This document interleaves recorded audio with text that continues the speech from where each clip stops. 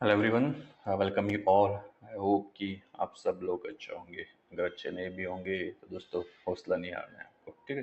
वो कहते हैं ना, मंजिलें उन्हीं को मिलती है जिनके सपनों में जहाँ होती है।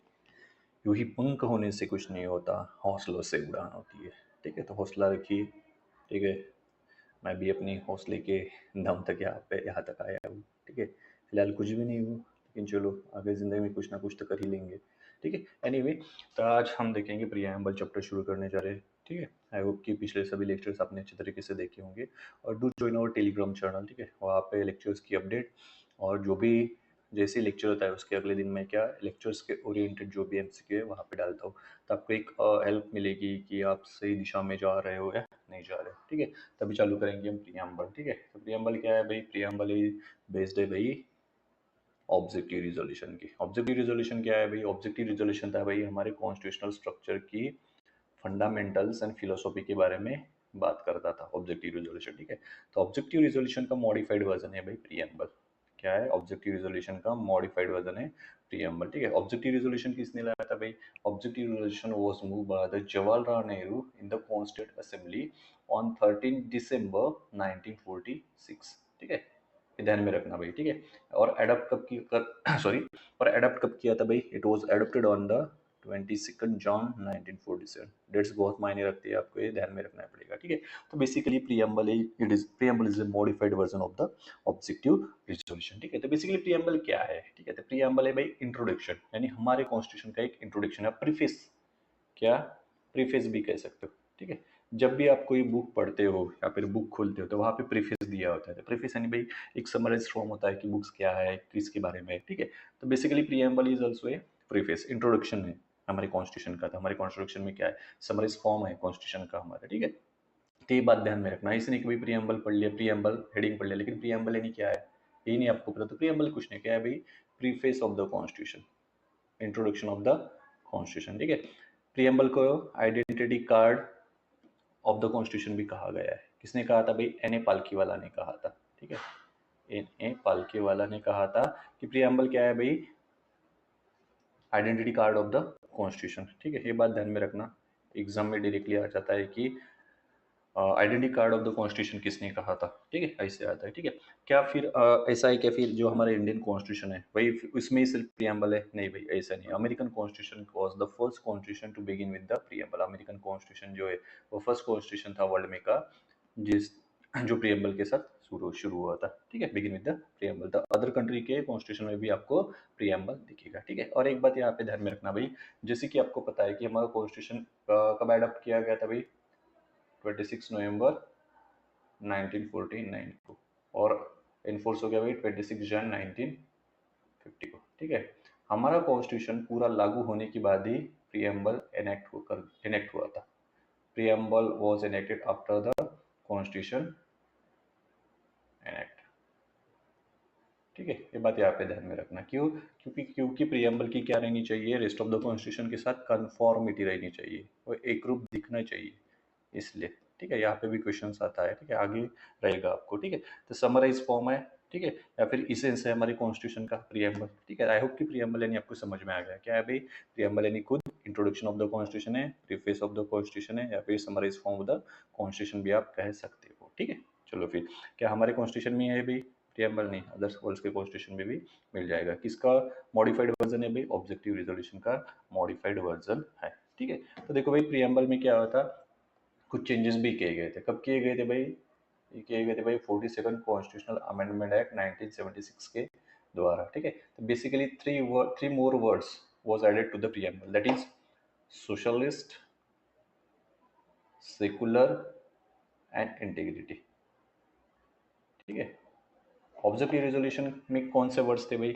ऑब्जेक्टिव रिजोल्यूशन कंटेन करता था भैया सर, मैंने बताया था, यानी सोवरियन, इंडिपेंडेंट और रिपब्लिक। सभी का मीनिंग मैंने आपको बहुत अच्छे तरीके से प्रीवियस लेक्चर्स में एक्सप्लेन किया हुआ है। ठीक है, तो अभी भाई ये सिर्फ ध्यान में रखना, आगे चल के हो जाएगा ये अपने आप का। ठीक है, तो यहाँ से एक बात भी हमको क्लियर हो जाती है कि we can amend the preamble, यानी प्रियम्बल को अमेंड किया जा सकता है। इन्होंने लक्ष्मीकांत में स्टार्टिंग में दिया है कि 42 कॉन्स्टिट्यूशनल अमेंडमेंट एक्ट 1976 ने 3 वर्ड्स प्रियम्बल में ऐड किए थे, सोशलिस्ट, सेकुलर और इंटीग्रेट। तो we can interpret from that the preamble can be amended. ठीक है, यानी प्रियम्बल को क्या अमेंड कर किया जा सकता है। ठीक है, आगे चल के आपको सभी पता चलेगा। चलो फिर आगे बढ़ते हैं। अभी तो ये हुआ है भाई प्रियम्बल का इंट्रोडक्शन। आगे पढ़ के देखो भाई, ये है अपना text of the preamble. Basically preamble में क्या है अभी आपको यहाँ पे पता चल जाएगा। ठीक है, यहीं से आपको इंग्रेडिएंट्स ऑफ द प्रियम्बल भी पता चल जाएंगे कि प्रियम्बल क्या इंग्रेडिएंट्स है और कॉन्स्टिट्यूशन की इंट्रोडक्शन कैसे देता है, ये भी आप सभी को इस टेक्स्ट ऑफ द प्रियम्बल से पता चल जाएगा। ठीक है, चलो फिर देखो भाई क्या कहता है preamble. Preamble begin with the we the people of India. ठीक है, ऐसे भी ध्यान में रहेगा, कभी कभी क्वेश्चन आ जाता है। ठीक है, खास करके एपीएससी के लिए ऐसे क्वेश्चंस ईओ के लिए आ जाते हैं।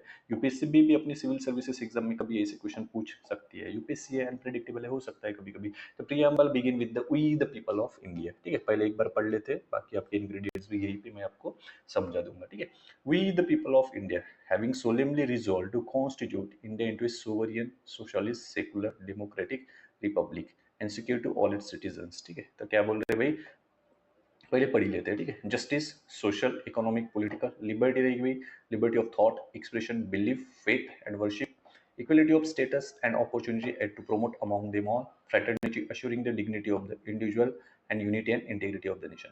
In our Constituent Assembly, this 26th day of November 1949, do hereby adopt, enact and give to ourselves this Constitution। तो बेसिकली क्या करें भाई, हम क्या कर रहे हैं, we the people of India क्या है, हमारी इंडिया को कॉन्स्टिट्यूट कर रहे हैं एज ए सोवरियन करके, सोशलिस्ट करके, सेकुलर करके, डेमोक्रेटिक करके और रिपब्लिक करके। ठीक है, इसके लिए हम सभी सिटीजन्स को सिक्योर करने जा रहे हैं क्या भाई, जस्टिस। किन किन स्पीयर में रहेगा भाई, सोशल स्पीयर में रहेगा, इकोनॉमिक स्पीयर में रहेगा और पॉलिटिकल स्पीयर में रहेगा।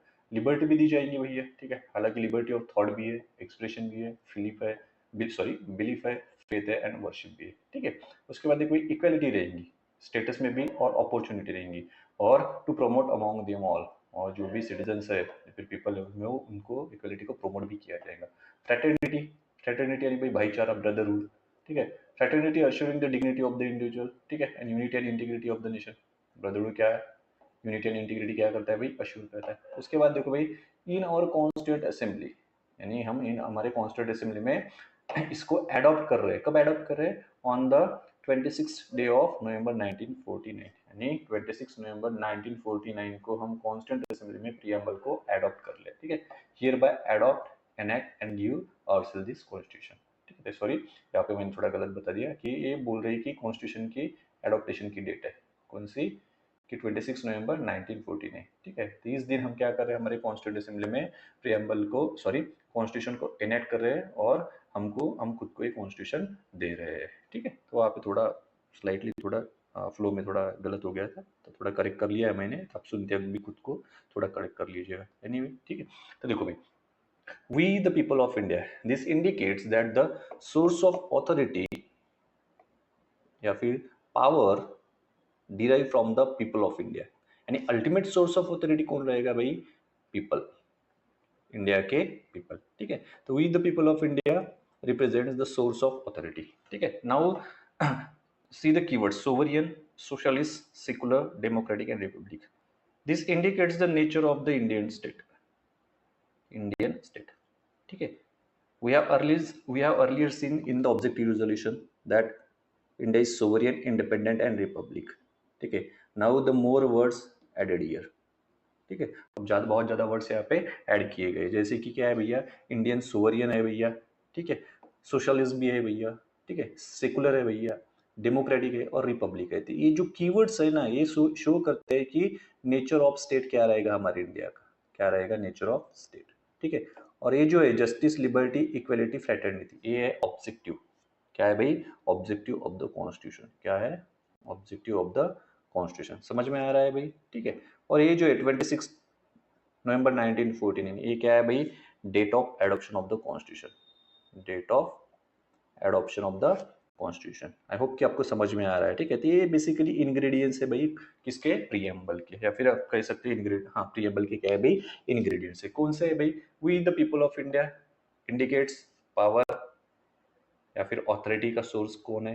ठीक है, उसके बाद ये जो है sovereign, socialist, secular, democratic, Republic, nature of Indian state. आप पढ़ते वक्त भी ऐसे प्रियम्बल को पढ़ के ध्यान में रखना। ठीक है, ऐसे डायरेक्टली पढ़ोगे तो मे भी आपको रिमाइंड करने में या रिकॉल करने में दिक्कत जाएगी थोड़ी बहुत। ठीक है, और ये जो है भाई जस्टिस से लेके ये जो भाग है पूरा, जस्टिस से लेके फ्रैटर्निटी तक, ये क्या है भाई, ऑब्जेक्टिव है भाई कॉन्स्टिट्यूशन के। ठीक है। और ये क्या है भाई 26 day 1949 date of adoption of the constitution, date of adoption of the constitution. I hope कि आपको इंग्रेडिएंट्स ऑफ द प्रीएम्बल समझ में आए होंगे। ठीक है, समझ में यानी यहाँ पे इतना ही है, ये एक एक कीवर्ड सब अभी हम प्रीएम्बल में बहुत अच्छे तरीके से डिकोड करने जा रहे हैं। ठीक है, आई होप कि आपको समझ में आया होगा। ठीक है, ये देखो इंग्रेडिएंट्स, सोर्स ऑफ अथॉरिटी रहेंगे we the people of India, nature, sovereign, socialist, secular, democratic republic, objective, equality, fraternity, justice. ठीक है, लिबर्टी, डेट 26 नवंबर 1949, एनेट की डेट है भैया। ठीक है, एडॉप्ट करने की, सॉरी एडॉप्ट करने की डेट है। एनेट कब हुआ भाई 26 जन 1950। ठीक है, एक बात यहाँ पे ध्यान में रखना, थोड़ा फ्लो में क्या हो जाता है, इधर उधर थोड़ा बहुत है डेट्स की ये हो जाती है, फ्लो में रहता है, फ्लो में रहता हूँ तो थोड़ा इधर उधर हो जाता है। ठीक है, तो थोड़ा आप अगर कहीं गलत भी हो गया तो आप पढ़ते वक्त खुद को करेक्ट कर लेना। ठीक है, गलती तो सबसे होती है, मेरे से भी होगी। ठीक है, एनीवे देखो भाई, सबसे पहला कीवर्ड देखेंगे सोवरियन। सोवरियन का मीनिंग क्या होता है? ठीक है, और I have already told you about the sovereign. ठीक है, अब यहाँ पे भी देख लेंगे। देखो भाई एक सर्कल है। ठीक है, अब ये सर्कल जो है अपने इंटरनल मैटर्स और एक्सटर्नल मैटर खुद देख रहा है। इस सर्कल के ऊपर यानी बाहर कोई भी और नहीं है, यानी अपर ऑथोरिटी, सुपीरियर ऑथोरिटी क्या है भाई? ये खुद है। ठीक है, ये अपने इंटरनल मैटर्स भी खुद ही देख रहा है और एक्सटर्नल मैटर्स भी खुद ही देख रहा है, इसे किसी की परमिशन की जरूरत नहीं है। ठीक है, और ये देखो भाई एक सर्कल है और इसके बाहर में और एक आउटर सर्कल है। तब इनर सर्कल जो है भाई अपने इंटरनल मैटर्स देख सकता है, लेकिन अगर इसको अगर बाहर जाना होगा तो इस सर्कल की इसे परमिशन लेनी पड़ेगी। तो ये हो गया भैया डोमिनियन। ये क्या हो गया? डोमिनियन। डोमिनियन में क्या होता है कि आप इंटरनल मैटर खुद के देख सकते हो। ठीक है, बेसिकली डोमिनियन में आपके ऊपर भी एक और अथॉरिटी रहती है। ठीक है, तो कुछ मैटर्स सॉल्व करने में या फिर जिसको आपको हैंडल करना है उसमें आपको उस सुपीरियर अथॉरिटी की परमिशन लेनी पड़ती है। हालांकि यहाँ पे देखो क्या है भाई, ये मनमोहन जी है, सुपीरियर अथॉरिटी खुद है। ठीक है, जो चाहे वो कर सकता है। ठीक है, और एक एग्जांपल लेता हूँ यहाँ पे समझ के लेना। मान लो कि आप कहीं पे जॉब कर रहे हो। ठीक है, ये वो आप जॉब कर रहे हैं। ठीक है, और आपके ऊपर क्या रहेगा भाई? आपका मैनेजर रहेगा, मान लो। ठीक है, तो आप क्या हो भैया? आप डोमिनियन हो। आप अपने स्पीयर में जो भी है वो कर सकते हो, लेकिन उसके बाहर जाके अगर काम करना हो तो आपको इस मैनेजर की परमिशन लेनी पड़ेगी। आप सोवरियन हो क्या? नहीं, आप डोमिनियन हो।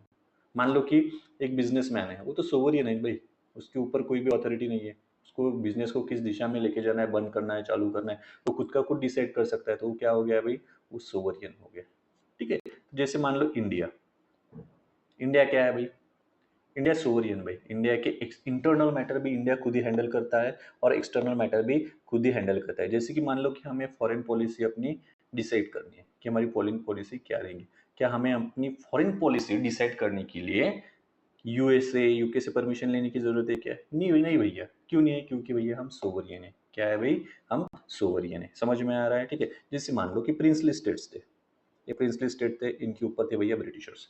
तो प्रिंसली स्टेट्स को क्या अथॉरिटी थी भैया कि ये जो अपनी इंटरनल मैटर्स है खुद हैंडल कर सकते थे, लेकिन एक्सटर्नल मैटर्स जो भी रहते थे उनको ब्रिटिशर्स की परमिशन लेती पड़ती थी या फिर वो ब्रिटिशर्स हैंडल करते थे। तो प्रिंसली स्टेट्स का स्टेटस क्या था भाई? डोमिनियन था। क्या था? डोमिनियन। ठीक है, जैसे भी आप हिस्ट्री पढ़ोगे तो वहाँ पे भी दिया है कि इंडिया, जो कि इंडिया के फ्रीडम फाइटर थे, उन्होंने बहुत वक्त तक ऑस्ट्रेलिया एंड कनाडा में जैसी ब्रिटिशर्स की कॉलोनी थी उनको डोमिनियन स्टेटस था, उस स्टेटस की डिमांड की थी। हालांकि कुछ सालों बाद फिर कंप्लीट इंडिपेंडेंस की डिमांड होगी। ठीक है, तो जो है ना क्रिप्स मिशन वगैरह 1942 का, तो आप रिलेट कर लेंगे हम तब उसको। ठीक है, एनीवे आपको सोवरियन एंड डोमिनियन का मीनिंग यहाँ पे समझ में आया होगा। ठीक है, उसके बाद देखो भाई, India is neither a dependency nor a dominion of any other nation but an independent state. हम इंडिपेंडेंट है भैया, हमें किसी की परमिशन की जरूरत नहीं है। हम इंटरनली भी अपने मैटर खुद ही सॉल्व कर सकते हैं, खुद ही देख सकते हैं, और एक्सटर्नली भी हमको खुद ही देखना है, हमें किसी की परमिशन की जरूरत नहीं है। ठीक है, तो हम बेसिकली फ्री है अपने ओन मैटर्स में, वेदर इट इज इंटरनली और एक्सटर्नली। ठीक है, चलो फिर आगे बढ़ते हैं। उसके बाद देखो भाई, in 1949 India declare constitution continuation of or full membership of the Commonwealth nation, Commonwealth of nation, and accepted the British crown as the head of Commonwealth. ठीक है, this extra constitutional declaration does not affect India sovereignty in any manner. Okay, तो ये बोल रहे भाई जैसे कि हम कॉमनवेल्थ नेशंस के क्या है मेंबर। बेसिकली ब्रिटिशर्स ने क्या किया भाई कि जो भी उनकी कॉलोनी है उनकी क्या बनाई, उन स्टेटस, बेसिकली जो भी उनकी कॉलोनीज थी ना, उन नेशंस का एक ग्रुप बना दिया। ठीक है, और उन नेशंस को कहा जाता है भी कॉमनवेल्थ नेशन। ठीक है, ट्रेड वगैरह करने के लिए आसानी हो उनके साथ, अभी सबको फ्रीडम मिलने के बाद इसलिए, ठीक है। और कॉमनवेल्थ नेशन ने क्या मान लिया था भैया कि जो ब्रिटिश क्राउन रहेगा वो उनका हेड रहेगा, जैसे कि ऑस्ट्रेलिया अभी भी मानता है। इंडिया हालांकि मानता नहीं है कि इंडिया का हेड क्या है भाई, इंडिया क्योंकि रिपब्लिक है तो इंडिया का हेड क्या है भाई, इलेक्टेड है, ठीक है। तो ये कॉमनवेल्थ नेशन की मेंबरशिप जो है ये बेसिकली है, ऐसे ये नहीं है क्या वो ये बोलते हैं उसको कि ऐसा क्या बोलते हैं कि अफेक्ट नहीं कर रहा है इंडिया की सोवरेनिटी को, नहीं भैया, आप तो कॉमनवेल्थ नेशंस के मेंबर हो, आपको ऐसी अथॉरिटी नहीं है, ऐसा वैसा कुछ नहीं है, खाली इंडिया ने वो क्या कॉमनवेल्थ नेशंस की मेंबरशिप को क्या करके रखा है, एक्सेप्ट करके रखा है, बाकी उसका कुछ भी इफेक्ट इंडिया पे होता नहीं है, इंडिया स्टिल सोवरियन, ठीक है। इसके अलावा जैसे कि 1949 में क्या किया था इंडिया ने, यूएनए की मेंबरशिप रेटिफाइड की थी।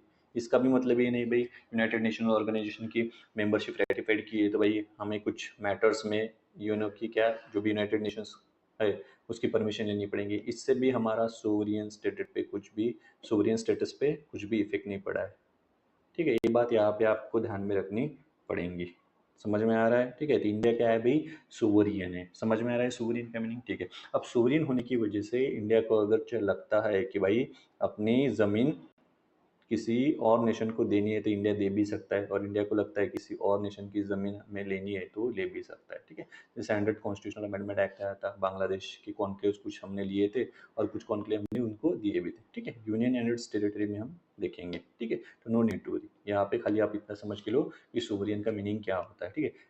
Neither A dependency nor a dominion, ठीक है। अपने जो भी मैटर्स है वो खुद हैंडल कर सकता है, उसे कहा जाता है भाई सोवरियन। समझ में आ रहा है भैया सोवरियन यानी क्या होता है, आई होप कि आपको समझ गया होगा कि सोवरियन यानी क्या होता है, ठीक है। उसके बाद आए भाई सोशलिस्ट, ठीक है। सबसे पहले सोशलिस्ट का मीनिंग जान लेते हैं कि क्या होता है, ठीक है, उसके बाद प्रोविजंस में देख लेंगे। देखो भाई सोशलिस्ट यानी क्या होता है कि भाई ये इम्प्लाइज करता है social and economic equality, social and economic equality, इसे कहा जाता है भाई socialist, social and economic equality, ठीक है। जैसे कि आप सोच सकते हो कि सोशल इक्वेलिटी आपको समझ में आएगा हालांकि जब पढ़ेंगे, सोशल इक्वेलिटी यानी भाई कोई डिस्क्रिमिनेशन नहीं रहेगा रेस कास्ट सेक्स जो भी कलर रिलीजन लैंग्वेज के बेसिस पे, ठीक है। इकोनॉमिक इक्वेलिटी यानी भाई वो डिस्पैरिटी नहीं रहनी चाहिए, ठीक है, इनकम इनइक्वलिटी होनी चाहिए, आगे चल के समझ में आ जाएगा, ठीक है। खाली सोशलिस्ट का मीनिंग क्या होता है भाई, सोशल एंड इकोनॉमिक इक्वलिटी, इतना ध्यान में रखना, ठीक है। नहीं तो सोशलिस्ट पढ़ रहे हो भैया और हमने डेमोक्रेटिक सोशलिज्म ले लिया है, लेकिन सोशलिस्ट यानी क्या आता है वही आपको पता नहीं, ऐसा नहीं होने को ना। सोशलिस्ट यानी क्या आता है, सोशल एंड इकोनॉमिक इक्वलिटी, ठीक है, ये बात ध्यान में रखना, ठीक है। देखो भाई सोशलिस्ट जैसे कि लेक्चर के स्टार्टिंग में ही बताया था कि सोशलिस्ट भाई it was added by the 42nd constitutional amendment act 1976, ठीक है। सोशलिस्ट वर्ड प्रीएम्बल में कब ऐड कर दिया गया था और किसके द्वारा, 42nd कॉन्स्टिट्यूशनल अमेंडमेंट एक्ट 1976 के द्वारा, ठीक है। अब इसका मतलब ये नहीं कि भाई सोशलिस्ट वर्ड ऐड होने से पहले कि हमारे कॉन्स्टिट्यूशन में सोशलिस्ट नेचर का जिक्र ही नहीं था, जिक्र था भैया सिर्फ, लेकिन वो एक्सप्लिसिटली मेंशन नहीं थे, पूरी तरह से क्लियरली एक्सप्रेस नहीं किए गए थे। DPSP directive principle of state policy में आपको सोशलिस्ट के प्रोविजंस मिल जाएंगे, ठीक है, लेकिन वो इम्प्लिसिट थे, क्या थे भैया, वो बेसिकली इम्प्लिसिट थे, यानी हाँ भाई इंडिकेट करके सूचित करके बेसिकली आप इंडिकेट करके, लेकिन उसको अच्छे तरीके से एक्सप्रेस नहीं किया गया था, अच्छे तरीके से यानी क्लियरली, जैसे कि आप बोल रहे हो लेकिन भाई पूरा क्लियरली नहीं बोल रहे उस तरीके से, ठीक है। देखिए अभी क्या कर दिया 42nd कॉन्स्टिट्यूशनल अमेंडमेंट 1976 ने एक्सप्लिसिटली मेंशन कर दिया, अभी आप क्लियरली बोल रहे हो, मान लो कि आप दो लोग कन्वर्सेशन कर रहे हो, लेकिन आप ऐसे थोड़े क्लियरली नहीं बोल रहे हो, अभी आप क्लियरली बोल रहे थे क्या हो गया भैया, एक्सप्लिसिटली मेंशन कर लियो, ठीक है।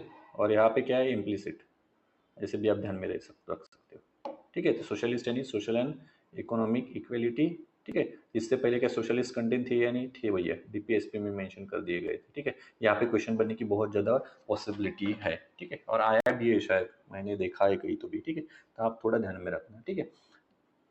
तो उसके बाद देखो भाई हमारा जो इंडिया का ब्रांड है सोशलिज्म का वो कैसे है भैया, वो है भैया हमारा डेमोक्रेटिक सोशलिज्म, क्या है भैया, डेमोक्रेटिक सोशलिज्म। और डेमोक्रेटिक सोशलाइजेशन यानी क्या होता है भैया कि प्राइवेट एंड पब्लिक, क्या private and sorry basically public and private sectors को एग्जिस्ट कर सकते हैं एक साथ, उसे कहा जाता है डेमोक्रेटिक सोशलिज्म, यानी मिक्स्ड इकोनॉमी, यानी क्या भैया, मिक्स्ड इकोनॉमी, ठीक है। और कम्युनिस्टिक सोशलिज्म अगर रहता है भैया, ठीक है, तो उसका मीनिंग होता है कि nationalisation of all the means, nationalisation कर लिया, कोई प्राइवेट प्रॉपर्टी एग्जिस्ट नहीं कर रही, जैसे कि भैया रशिया मान सकते हो आप, ठीक है, चाइना बेस्ड एग्जांपल है, ठीक है। हालांकि इंडिया क्या है भाई, डेमोक्रेटिक सोशलिज्म है, क्या है, डेमोक्रेटिक सोशलिज्म। तो डेमोक्रेटिक सोशलिज्म यानी क्या होता है भैया कि holds faith in mixed economy where both public and private sector exist coexist side by side. यानी वैसे भी आपको पता है कि हमारी इकोनॉमी क्या है भाई, मिक्स्ड इकोनॉमी है, ठीक है, पब्लिक एंड प्राइवेट सेक्टर को एग्जिस्ट करते हैं साइड बाय साइड में, ये आपको यहाँ पे ध्यान में रखना होगा, ठीक है। और कोई अगर देखो कंफ्यूज नहीं होना है, डेमोक्रेटिक सोशलिज्म भाई पब्लिक एंड प्राइवेट सेक्टर, ठीक है, और कम्युनिस्टिक सोशलिज्म यानी सभी चीज़ों का नेशनलाइजेशन, नेशनलाइजेशन यानी कि सभी चीज़ें गवर्नमेंट के अधीन में आ जाना, ठीक है, ये बात ध्यान में रखना, ठीक है। इकोनॉमी नेशनलाइजेशन का मीनिंग मैं आपको अच्छे से समझा दूंगा, अभी इतना भी आप ध्यान में रख सकते हो कि पूरी चीज़ें गवर्नमेंट के कंट्रोल में अंडर में है, ठीक है, कोई भी प्राइवेट प्रॉपर्टी एग्जिस्ट नहीं कर रही, उसे कहेंगे आप नेशनलाइजेशन, ठीक है, नेशनलाइजेशन हो रहा है, ठीक है, वैसे कम्युनिस्टिक सोशलिज्म है, ठीक है। अब देखो भाई डेमोक्रेटिक सोशलिज्म जो है उसका एम क्या है, डेमोक्रेटिक सोशलिज्म का एम क्या है, तो इनका एम है भाई पावर्टी एंड करना, गरीबी खत्म करना, इग्नोरेंस, जो भी अज्ञानी लोग है, ठीक है, डिसीज इरेडिकेट करना डिसीजेस, ठीक है, इनइक्वालिटी जो है अपॉर्चुनिटी में वो खत्म करना, ठीक है। हालांकि ये हमने देखा था ना सोशलिस्ट के मीनिंग में, सोशलिस्ट क्या है भाई, social and economic equality, kind of democratic socialism है, तो इस तरह से रहेगा डेमोक्रेटिक सोशलिज्म, क्या भाई क्या करना है हमको, हमको एंड करनी है पावर्टी, इग्नोरेंस, डिसीजेस, ठीक है, इनइक्वालिटी ऑफ अपॉर्चुनिटी, ठीक है, ये हमको एंड करना है, ये क्या है भैया हमारे डेमोक्रेटिक सोशलिज्म का एम है, बेसिकली डेमोक्रेटिक सोशलिज्म का एम है, ठीक है। लेकिन हमारा जो हमारा जो सोशलिज्म है भैया वो मिक्स्ड है, गांधीयन सोशलिज्म एंड मार्क्सिज्म का, ठीक है। लेकिन गांधीयन सोशलिज्म की तरफ हम ज़्यादा लीन हुए हैं, ज़्यादा झुके हुए हैं, ये बात आपको यहाँ पे ध्यान में रखना पड़ेगा, ठीक है। खाली देखो मैं इतना समझाना चाहता हूँ आपको कि सोशलिस्ट यानी सोशल एंड इकोनॉमिक इक्वेलिटी, और डेमोक्रेटिक सोशलिज्म यानी क्या होता है, पब्लिक एंड प्राइवेट प्रॉपर्टी को एग्जिस्ट करते हैं साइड बाय साइड। हालांकि कम्युनिस्टिक सोशलिज्म में क्या रहता है भाई, nationalisation of all means of production and distribution and abolition of the private property, यानी कम्युनिस्टिक सोशलिज्म ने नेशनलाइजेशन ध्यान में रखना है, यहाँ पे पब्लिक एंड प्राइवेट प्रॉपर्टी को एग्जिस्ट करती है जैसे कि मिक्स्ड इकोनॉमी, ठीक है। और डेमोक्रेटिक सोशलिज्म के एम क्या है भाई, जो भी इग्नोरेंस है, पावर्टी है, डिसीजेस है, ठीक है, इनइक्वलिटी अपॉर्चुनिटी सभी को क्या करना है, खत्म कर देना है, ठीक है। और डेमोक्रेटिक सोशलिज्म जो है, ठीक है, हमारा जो इंडियन सोशलिज्म है बेसिकली, ठीक है, तो मिक्स है भाई गांधीज्म एंड मार्क्सिज्म फिलोसॉफी का, ठीक है, लेकिन गांधीज्म सोशलिज्म की तरफ ज्यादा झुका हुआ है, ये बात आपको यहाँ पे ध्यान में रखनी पड़ेगी। आई होप आपको सोवरियन एंड सोशलिस्ट का मीनिंग बहुत अच्छी तरीके से समझ में आया होगा। चलो फिर आगे बढ़ते हैं। उसके बाद देखो भाई सेकुलर, ठीक है, socialist secular integrity, socialist word is also added by the 42nd constitutional amendment act 1976। Secular ये वर्ड भी क्या भैया 42nd कॉन्स्टिट्यूशनल अमेंडमेंट एक्ट 1976 के द्वारा ऐड किया गया है, ठीक है, ये बात आपको ध्यान में रखना है, ठीक है। जैसे कि सुप्रीम कोर्ट ने भी कहा था आई थिंक 1994 में, जस्ट लेट मी चेक, या सॉरी 1974 में, ठीक है, सुप्रीम कोर्ट ने भी अपने 1974 में कहा था कि भाई हमारे कॉन्स्टिट्यूशन में सेकुलर स्टेट ये वर्ड मेंशन नहीं है, सेकुलर स्टेट ये वर्ड मेंशन नहीं है, आपको यहाँ पे ध्यान में रखना पड़ेगा कि हमारे कॉन्स्टिट्यूशन में सेकुलर स्टेट ये वर्ड मेंशन नहीं है, ठीक है, एक्सप्रेसली यानी दिया हुआ नहीं है, ठीक है। तो कॉन्स्टिट्यूशन मेकर को लगा था लेकिन कि नहीं भैया सेकुलरिज्म के भलाई अगर अगर मेंशन भी नहीं किया है फिर भी प्रोविजंस थे, तो आर्टिकल 25 से लेके 20 फ्रीडम ऑफ रिलीजन वगैरह दिया हुआ है, फंडामेंटल राइट्स में अच्छे से हो जाएगा, तब ये सेकुलर वाला और अच्छे से समझ में आ जाएगा, ठीक है। तो बेसिकली ये इंक्लूड कर दिया गया था भाई कॉन्स्टिट्यूशन में, ठीक है। Secular state a word mention भी नहीं है लेकिन फिर भी प्रोविजंस उसके क्या सेकुलरिज्म के दिए गए थे, ये आपको ध्यान में रखना है। मैंने बोला था आपको सेकुलरिज्म के बारे में फीचर्स ऑफ द कॉन्स्टिट्यूशन में कि हमारा क्या है भाई पॉजिटिव सेकुलरिज्म है। पॉजिटिव सेकुलरिज्म क्या है भाई, क्योंकि हमारे इंडिया में मल्टी रिलीजन है, क्या है मल्टी रिलीजन, हम क्या करते हैं सभी स्टेट को इक्वल रिस्पेक्ट देते हैं, सॉरी सभी स्टेट को नहीं सभी रिलीजन को क्या करते हैं भैया इक्वल रिस्पेक्ट देते हैं और सभी रिलीजन को इक्वली प्रोटेक्ट भी करते हैं, ठीक है। और भाई वेस्टर्न सेकुलरिज्म क्या था, वेस्टर्न सेकुलरिज्म क्या था भाई complete separation between state and church, state and religion, church भी कह सकते हो स्टेट एंड रिलीजन, ठीक है। हालांकि ये निगेटिव कंसेप्ट है, इंडिया में लागू नहीं हो सकती, इंस्टेबिलिटी आ जाएगी भैया, ठीक है। लेकिन हमारे क्या है, पॉजिटिव है, जहाँ पे लगता है कि भाई इंटरफेयर करने की जरूरत है, जैसे कि इवल प्रैक्टिसेस इरेडिकेट करने के लिए, तब क्या कर सकता है, स्टेट इंटरफेयर कर सकता है। ये बात आपको यहाँ पे ध्यान में रखनी होगी, ठीक है। तो पॉजिटिव सेकुलरिज्म है, पॉजिटिव सेकुलरिज्म का मीनिंग वही वही equal respect and equal protection to all religions, ठीक है। मल्टी रिलीजियस है इसलिए हमको पॉजिटिव ये अपना पड़ा, ठीक है। बेसिकली हम कह सकते हैं कि सेम स्टेटस है सभी रिलीजन को, और सेम सपोर्ट क्या करते हैं, हम ऑफर करते हैं सभी रिलीजन को। ये बात आपको यहाँ पे ध्यान में रखनी होगी, ठीक है। जैसे कि फीचर्स में ही, साइलेंट फीचर्स में हमने कुछ प्रोविजंस देखे थे। क्या प्रोविजंस थे भैया, सबसे पहले तो सेकुलर ये वर्ड है भैया 42nd कॉन्स्टिट्यूशनल अमेंडमेंट एक्ट 1976 के द्वारा ऐड किया गया है। उसके बाद भाई प्रियम्बल में भी मेंशन कर दिया गया है, प्रियम्बल सी पढ़ रहे हैं हम, ठीक है। उसके बाद देखो भाई बताया था मैंने, आर्टिकल 14 से लेके 16 फंडामेंटल राइट्स में आ जाएंगे, तब सेकुलर वाला ये एंगल कवर हो जाएगा, ठीक है। 25 से लेके 30, और भाई यूनिफॉर्म सिविल कोड आर्टिकल 44, ठीक है। ये देखे थे भैया हमने, ठीक है। Secularism features of the constitution में ऑलरेडी देखे थे। तो सेकुलर यानी क्या आता है भाई, सेकुलर यानी ऐसा होता है कि भाई वो किसी भी रिलीजन को यानी अपना ऑफिशियल रिलीजन नहीं बता रहा है। सेकुलर स्टेट, इंडिया कोई हिंदू स्टेट करके डिक्लेयर है क्या, नहीं। लेकिन पाकिस्तान क्या है भाई, मुस्लिम नेशन करके जाना जाता है वर्ल्ड में। इंडिया जाना जाता है कि नहीं भाई, इंडिया पहचाना जाता है कि as a secular state. India का कोई भी ऑफिशियल रिलीजन नहीं है, हालांकि पाकिस्तान का ऑफिशियल रिलीजन क्या है भाई, जो भी रहेगा उनका मुस्लिम्स वगैरह है, ठीक है।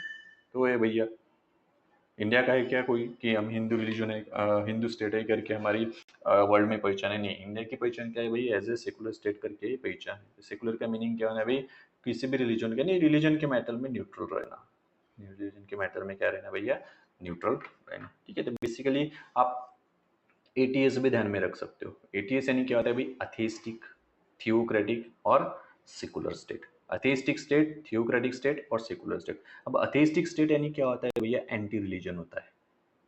क्या होता है ये, एंटी रिलीजन। थियोक्रेटिक स्टेट यानी प्रो रिलीजन होता है भैया। क्या होता है, प्रो रिलीजन होता है। सेकुलर स्टेट क्या होता है भैया, न्यूट्रल होता है। हम कौन से भैया इसमें से, अभी आपको समझ में आ रहा है, हम भैया न्यूट्रल है, ठीक है। अब एंटी रिलीजन में क्या होता है भाई, वो सभी रिलीजन को कंडेम करते हैं। हाँ हार्श वर्ड है कंडेम्स, ठीक है। सभी रिलीजन को क्या करते हैं भाई, कंडेम करते हैं, ठीक है। प्रो रिलीजन में क्या कर दिया जाता है भाई, कि पर्टिकुलरली किसी एक रिलीजन को स्टेट रिलीजन डिक्लेयर कर दिया जाता है,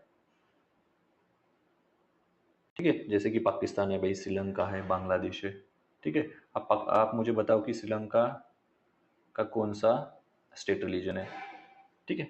आप सर्च करके भी बता सकते हो, समझ में आ रहा है भाई। और सेकुलर यानी भाई not uphold any particular religion as the state religion, समझ में आ रहा है, ठीक है। एटीएस भाई, atheist, theocratic, secular. Anti religion, pro religion, neutral. Anti में क्या हो जाता है भाई, ऑल रिलीजन को कंडेम्स करते हैं, टीका करते हैं सभी रिलीजन की, किसी भी रिलीजन को होल्ड नहीं किया जाता है। ये प्रो रिलीजन है भैया, प्रो रिलीजन इन किसी एक रिलीजन को अपना स्टेट रिलीजन डिक्लेयर कर दिया, क्या है। और सेकुलर में क्या होगा भैया, किसी भी रिलीजन को अफोर्ड नहीं किया जाता है, समझ में आ रहा है भाई। स्टेट रिलीजन कर को किसी भी पर्टिकुलर रिलीजन को स्टेट रिलीजन करके डिक्लेयर नहीं किया जाता है सेकुलर स्टेट में। आई होप कि आपको यहाँ पे समझ में आया होगा, ठीक है। तो ये था भैया सेकुलर, ठीक है। उसके बाद देखते हैं भैया डेमोक्रेटिक, ठीक है। डेमोक्रेसी तो पता है भी भैया आपको, ठीक है। यूनिवर्सल आइडल फ्रेंचाइजी है भैया डेमोक्रेसी, ठीक है। डेमोक्रेसी क्या है भैया, लैटिन वर्ड है, ठीक है। सॉरी ग्रीक वर्ड है, आजकल लैटिन लैटिन बहुत दिमाग में घूम रहा है, ठीक है। तो क्या है भैया, ग्रीक वर्ड है, ग्रीक वर्ड से इसका ओरिजिन है भैया, ठीक है। नेमली डेमोस एंड क्रेटिया। क्या है भैया, डेमोस एंड क्रेटिया। डेमोस का मीनिंग क्या आता है भाई, क्या लगता है आपको, पीपल होगा भैया, और क्राइटेरिया का रूल, एग्जैक्टली क्या है भैया, यानी पीपल का रूल, यानी क्या होता है democracy. Democracy is for the people and by the people, किसने कहा था भैया, आप मुझे कमेंट सेक्शन में बताना, ठीक है। तो क्या है भैया, हमारी इंडिया में डेमोक्रेसी है, ठीक है। तो बेसिकली डेमोक्रेसी क्या है भैया, आपको एक डॉक्ट्रिन पता होगा, जैसे कि ऑलरेडी आपको मैंने बताया, लेकिन यहाँ पे बता रहा हूँ कि सोर्स ऑफ ऑथोरिटी क्या है भैया, पीपल है। जो यहाँ पे सोर्स ऑफ ऑथोरिटी पीपल रहते हैं, उसे ही कहा जाता है popular doctrine of popular sovereignty, doctrine of popular sovereignty. Doctrine of popular sovereignty यानी क्या होता है कि भाई position of supreme power by the people, बस इतना ही होता है। यानी जैसे कि क्या है, we the people of India, source of authority कौन सी है भैया, पीपल है, दिया हुआ है प्रीएम्बल में, हमने पढ़ा था कि जो प्रीएम्बल का टेक्स्ट, ठीक है। और डॉक्ट्रिन ऑफ पॉपुलर सोवरेनिटी यानी क्या होता है, आ सकता है क्वेश्चन भाई एग्जाम में, ठीक है, दिस कैन हैपन, ठीक है, यानी आ सकता है। डॉक्ट्रिन ऑफ पॉपुलर सोवरेनिटी का मीनिंग भी वही होता है भैया, क्या होता है कि position of supreme power by the people. India में है भाई, सुप्रीम पावर किसके पास है, पीपल के पास है। पीपल चाहे तभी एक इंसान प्राइम मिनिस्टर बन सकता है, अदरवाइज नहीं बन सकता है, ठीक है। कोई भी गवर्नमेंट में नहीं रह सकता है पोलिटिशियन। अगर पीपल ने अगर ठान लिया भाई तेरे किसी इंसान को चुन के नहीं लाना है, तो भाई पता है आपको दिल्ली में क्या हालत हुई है, ठीक है। खुद की कॉन्स्टिट्यूंट असेंबली में बेसिकली जो खुद की उनकी जो कॉन्स्टिट्यूंसी थी उसमें भी वो चुन के नहीं आ सके, हालांकि 2 बार चीफ मिनिस्टर रहे कंसिस्टेंटली। समझ में आ रहा है, ठीक है। पीपल ने डिसाइड किया भैया, तो अल्टीमेट अथॉरिटी कौन है भैया, पीपल ही है। तो डेमोक्रेटिक में क्या होता है भैया कि डॉक्ट्रिन ऑफ पॉपुलर सोवरेनिटी आपको खाली ध्यान में रखना है। डॉक्ट्रिन ऑफ पॉपुलर सोवरेनिटी यानी position of supreme power by the people, ठीक है। और समझने में अगर दिक्कत जा रही थी भाई, CM of Delhi best example है। क्या हुआ था भाई अरविंद केजरीवाल के साथ, कंसिस्टेंटली 10 साल क्या रहे थे भाई, सीएम रहे थे, ठीक है। उसके बाद क्या भाई, वो खुद के कॉन्स्टिट्यूएंट से एमएलए करके भी चुन के नहीं आया। इस बार जो भी इलेक्शन हुआ, तो पीपल ने डिसाइड किया है ना कि भाई इसको चुन के देना है या नहीं देना है। तो सुप्रीम पावर किसके पास आ गई भैया, पीपल के पास आ गई। अगर लोग चाहते तो ये फिर से 3rd टर्म के लिए भी क्या बन सकते थे भैया, चीफ मिनिस्टर बन सकते थे, लेकिन लोगों को नहीं चाहिए थे, तो लोगों ने क्या कर लिया भाई, उनको चुन के ही नहीं लाया। चुन के नहीं लाया तो भैया बनी क्या, वो सीएम नहीं बने, एमएलए भी नहीं बन पाए। तो अल्टीमेट पावर यानी position of the supreme power किसके पास है भैया, हमारे पीपल के पास है, यानी हमारे पास है, it depends on us, okay, ठीक है। तो भाई डेमोक्रेसी भी देखते हैं 2 टाइप्स की होती है। डेमोक्रेसी क्या होती है भाई, 2 टाइप्स होती है। एक होती है डायरेक्ट डेमोक्रेसी, एक होती है भैया इनडायरेक्ट डेमोक्रेसी।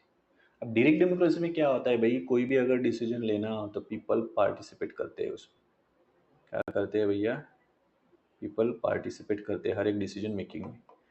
समझ में आ रहा है, ठीक है। और इनडायरेक्ट डेमोक्रेसी में क्या होता है भैया, हम क्या करते हैं, अपने रिप्रेजेंटेटिव चुनते हैं, ठीक है, और फिर हमें वो रिप्रेजेंट करते हैं, ठीक है। वो जो भी डिसीजन लेते हैं फिर on the behalf of the people लेते हैं।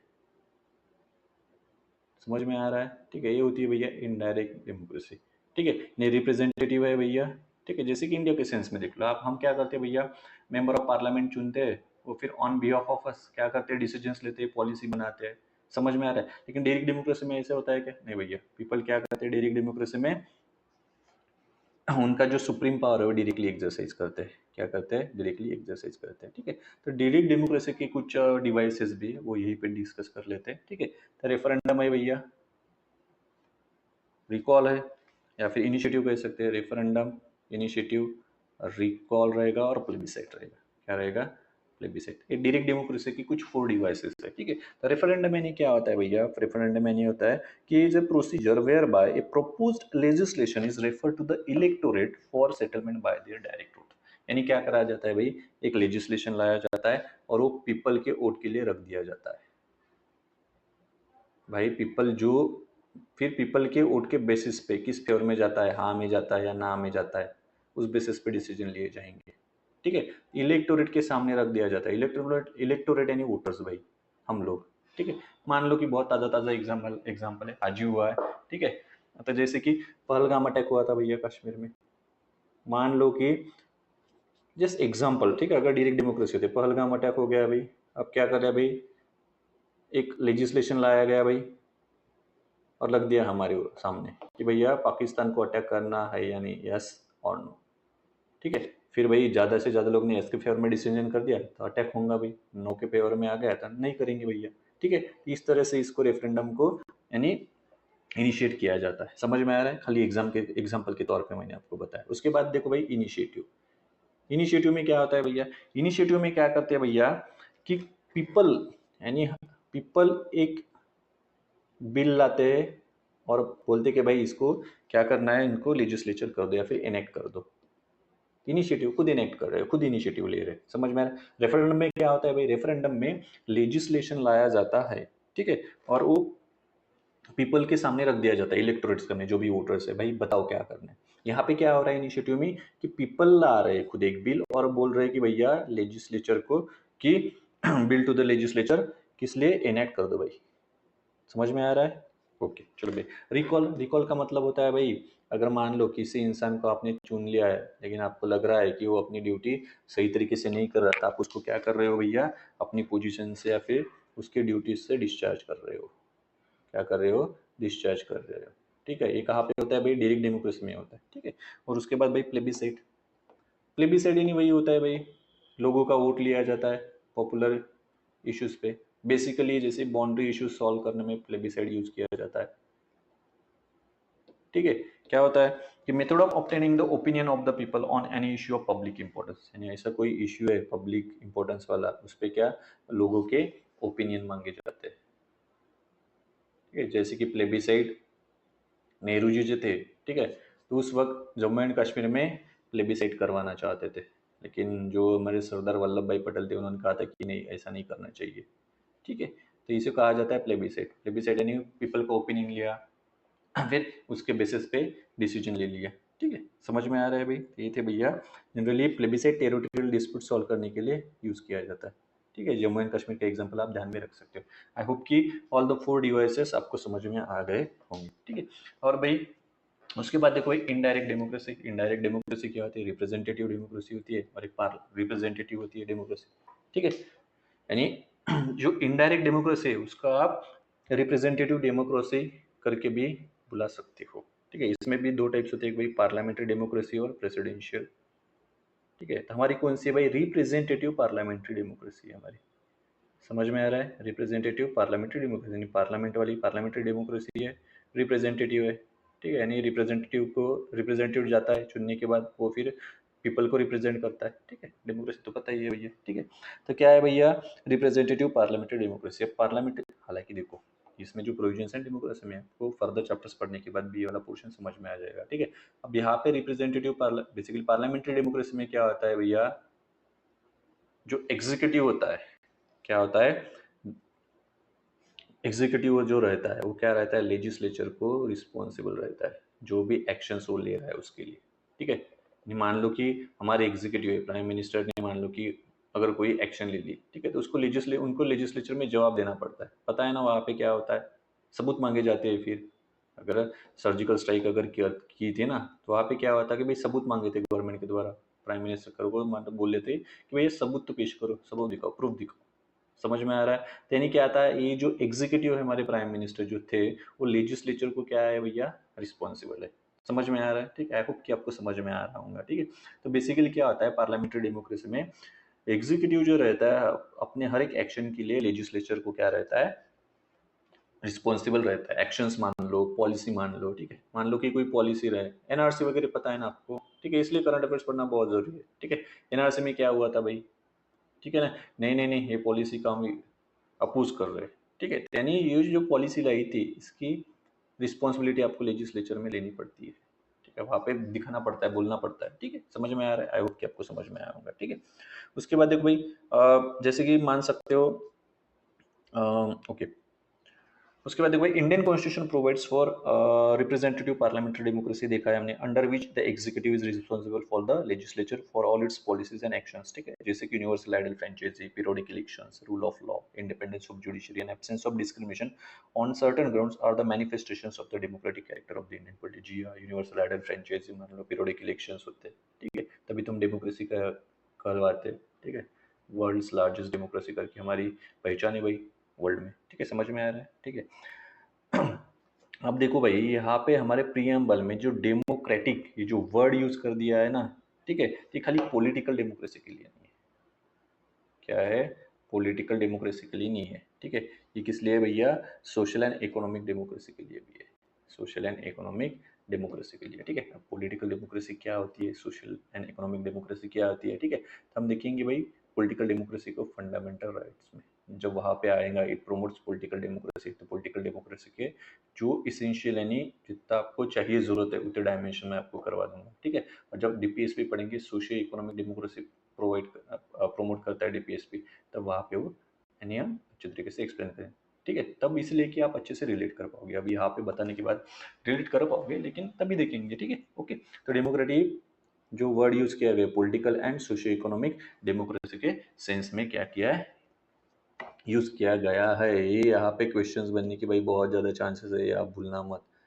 ठीक है, आ सकता है क्वेश्चंस और आपको ट्रिक कर सकता है, तो आपको खाली ध्यान में रखना है कि भाई जो डेमोक्रेटिक का मीनिंग है, ठीक है, जो प्रियम्बल में यूज किया गया है, तो पॉलिटिकल डेमोक्रेसी जैसे कि फंडामेंटल राइट्स में दी है, और सोशियो इकोनॉमिक डेमोक्रेसी डीपीएसपी में दी है। डेमोक्रेटिक जो वर्ड है भैया, तो सिर्फ पॉलिटिकल डेमोक्रेसी को प्रमोट करता है क्या?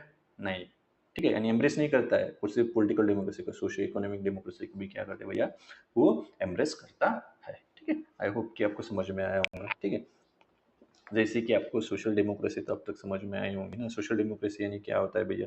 चलो मान लो डॉक्टर बाबा साहब अम्बेडकर ने क्या बोला था कॉन्स्टिट्यूंट असेंबली में सोशल डेमोक्रेसी के बारे में, कि भैया it means A way of life which recognises liberty equality and fraternity. ठीक है, यानी सोशल डेमोक्रेसी डॉक्टर बाबा साहब अम्बेडकर ने कॉन्स्टिट्यूंट असेंबली में बोला था कि भैया एक वे ऑफ लाइफ है जो क्या रिप्रेजेंट करती है या फिर रिकॉग्नाइज करती है भैया, लिबर्टी को रिकॉग्नाइज करती है, इक्वेलिटी को रिप्रेजेंट करते हैं, और फ्रेटर्निटी को रिकॉग्नाइज करती है। ठीक है, बेसिकली इन्होंने कहा था कि ट्रिनिटी है, कोई एक दूसरे से अलग नहीं हो सकता इनका, यानी ये कॉम्बो चाहिए ही चाहिए। ठीक है, आज की भाषा में बोले तो इसका कॉम्बो चाहिए ही चाहिए। तो बेसिकली यूनियन ऑफ ट्रिनिटी है। क्या है भैया? Union of Trinity. किसी को भी किसी के साथ डिवोर्स नहीं किया जा सकता, लिबर्टी का इक्वलिटी के, यानी लिबर्टी को इक्वलिटी से दूर नहीं किया जा सकता, और लिबर्टी और इक्वलिटी को फ्रेटर्निटी से दूर नहीं किया जा सकता।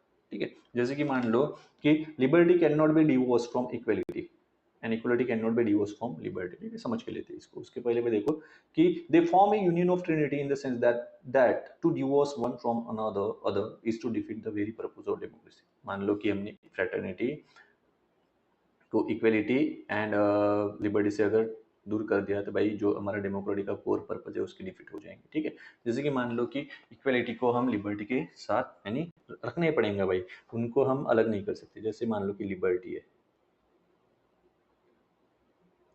मान लो कि आपको लिबर्टी है भैया, आप जो चाहे वो कर सकते हो। ठीक है, लेकिन इक्वलिटी नहीं है। ठीक है, जैसे कि मान लो भाई आपको लिबर्टी है, आप जो चाहे वो कर सकते हो। ठीक है, ठीक है, लेकिन इक्वलिटी नहीं है। अब इक्वलिटी इन द सेंस मान लो कि आप जो चाहे वो कर सकते हो, लेकिन जैसे कि मान लो कि यहाँ पे कुछ लोग हैं, ठीक है, आप सभी लोग हो, ठीक है, आपको लिबर्टी है कि नहीं, आप जिस फील्ड में जाना चाहते हो जा सकते हो, लेकिन आप एयरफोर्स में नहीं आ सकते हो, आर्मी में नहीं जा सकते हो, वोट नहीं कर सकते हो। ठीक है, तो इक्वलिटी आ गई क्या भैया?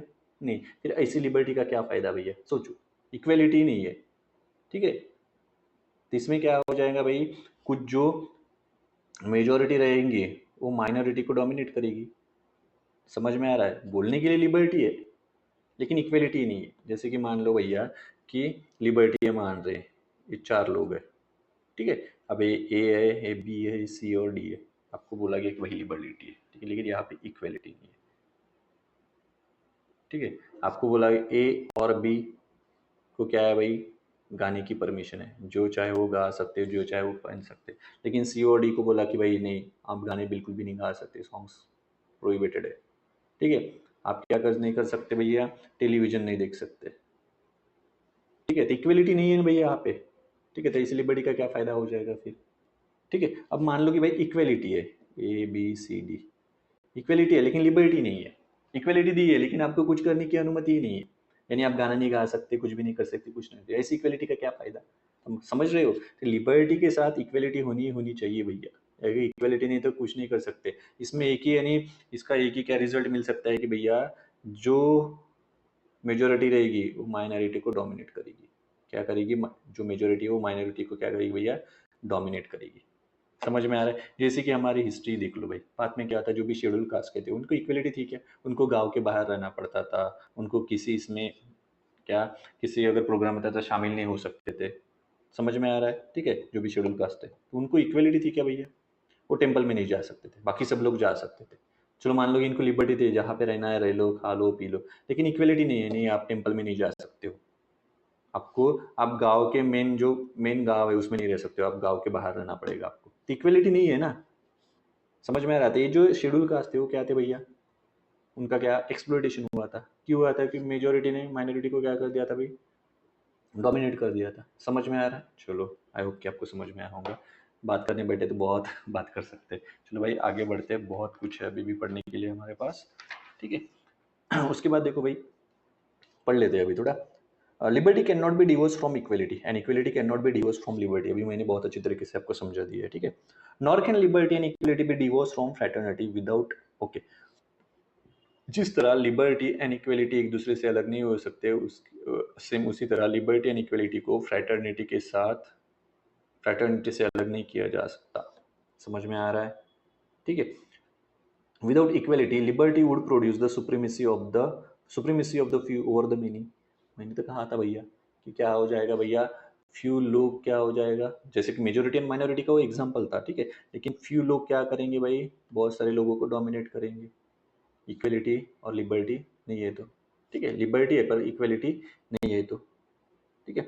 अगर इक्वलिटी रहती है लेकिन उनको लिबर्टी नहीं रहते, तो इंडिविजुअल इनिशिएटिव जो है वो किल हो जाएंगे। अब इंडिविजुअल इनिशिएटिव किल हो जाएंगे नहीं कैसा, वही जैसे बताया था मैंने, इक्वलिटी है, सभी इक्वल है ऐसे बोल रहे, ठीक है, लेकिन लिबर्टी नहीं है भैया। ये बोल रहे कि ए और बी क्या कर सकता है भैया, ए और बी ही गाना गा सकता है, इनको ए और बी को गाना गाने की लिबर्टी है, जहाँ चाहे वो घूमने की लिबर्टी है। लेकिन सी और डी को ये सभी लिबर्टी नहीं है, ठीक है। सी में से भी कोई टैलेंटेड होगा भाई जिसको गाना गाना है, ठीक है। इसका जो इंडिविजुअल इनिशिएटिव है, जो मटेरियल डेवलपमेंट होनी थी उसकी, वो तो नहीं हो रही है ना, क्योंकि क्या भैया, इक्वलिटी नहीं है, सॉरी लिबर्टी नहीं है।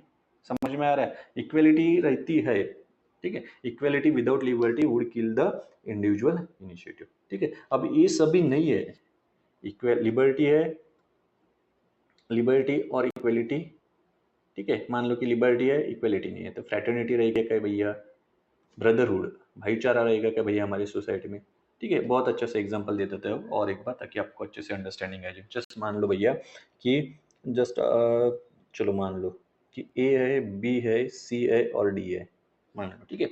तभी बोल रहे कि भैया लिबर्टी है, ठीक है। लिबर्टी यानी क्या भैया, ए जो चाहे वो कर सकता है, बी जो चाहे कर सकता है, सी जो चाहे कर सकता है और डी जो चाहे कर सकता है, लेकिन इक्वेलिटी नहीं है। इक्वेलिटी यानी भैया ए और बी, ये जो दोनों लोग हैं यही सब क्या कर सकते हैं भाई, एयरफोर्स ज्वाइन कर सकते हैं, सी और डी नहीं ज्वाइन कर सकते। इक्वलिटी है क्या भैया यहाँ पे, नहीं भैया, इनइक्वलिटी है। समझ में आ रहा है। अभी उल्टा कर दो कि भैया इक्वलिटी है, क्या है भाई, इक्वलिटी है, यानी ए बी और सी डी, ठीक है, क्या कर सकते भैया, इक्वल है सभी, लेकिन इनको लिबर्टी नहीं है। जैसे कि मान लो कि ए को गाना गाना है, गा सकता है, बी को गाना गाना है, गा सकता है, ठीक है, और इनको जो कपड़े पहने वो पहन सकते हैं, ठीक है, लेकिन सी और डी ये नहीं कर सकते। इनको क्या है भैया, यहाँ पे प्रोहिबिशन है, तो क्या हो गया भाई, डिस्क्रिमिनेशन हो गया है, तो ठीक है।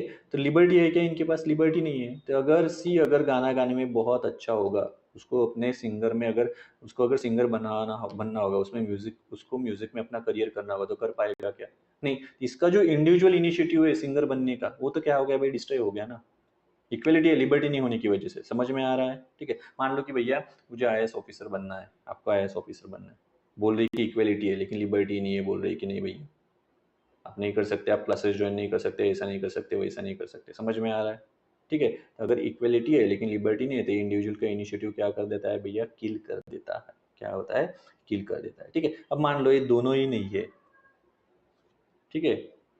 तो जैसे यहाँ पे भी आप सोच सकते हो कि ऐसी अगर सिचुएशन रहती है, तो क्या लोग पीसफुली एग्जिस्ट कर सकते हैं क्या, पीसफुली एग्जिस्ट कर पाएंगे क्या, सोचो। भाईचारा रहेगा क्या, भाईचारा को ही कहा जाता है फ्रेटर्निटी, ब्रदरहुड। पीसफुली एग्जिस्ट कर पाएंगे क्या, जी भैया नहीं कर पाएंगे। ये तो अभी आपको ऐसे भी समझ में आ रहा होगा, ठीक है। चलो फिर, आई होप कि आपको समझ में आया होगा। मैंने बहुत अच्छे से एक्सप्लेन करने की यहाँ पे कोशिश की है, आई होप कि आपको समझ में आ रहा होगा, ठीक है। बात करने के लिए बेटे बहुत बात कर सकते हैं, बहुत डायमेंशन में जा सकते हैं, लेकिन थोड़ा टाइम का भी कंस्टेंट रखना पड़ता है, तभी मज़ा आता है पढ़ने में, ठीक है। उसके बाद देखो भाई, रिपब्लिक, ठीक है। Republic in the sense of India क्या होता है भाई, चलो पहले थोड़ा बेसिक से लेते हैं, ठीक है। चलो भाई, अब देखो भाई, डेमोक्रेटिक रिपब्लिक में देखो भाई, डेमोक्रेटिक पॉलिटी जो है भैया, ओके, दो इसमें क्लासिफाइड रहती है, एक रहती है भाई मोनार्की और एक रहती है रिपब्लिक, ठीक है। अब मोनार्की का मीनिंग क्या आता है भैया, कि जो भी आपका हेड ऑफ द स्टेट रहेगा और हेरिडेटरी सक्सेसर रहेगा।